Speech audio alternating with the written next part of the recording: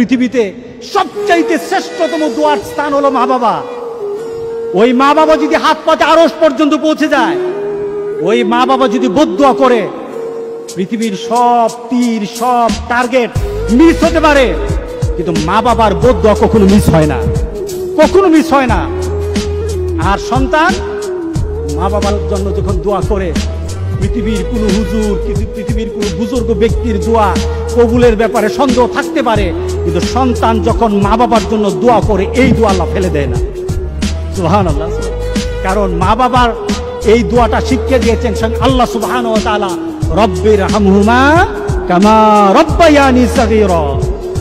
আপনি কবরে থাকবেন, আপনি প্রত্যেক নামাজে আপনার সন্তান দোয়া করবে আপনার জন্য, রব্বির হামহুমা কামা রব্বায়ানি সগীরা। করেন, মা বাবার জন্য দোয়া করেন প্রতি নামাজে বলেন মা বাবার জন্য, রব্বির হামহুমা কামা রব্বায়ানি সগীরা।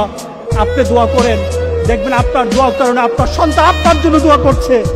আপনাকে আল্লাহ যেন এমন সুযোগ করে দেয়, এমন কুলাঙ্গার সন্তান যেন আমাদের সন্তানগুলো আল্লাহ না বানায়। সবাই বলেন আল্লাহুম্মা আমিন।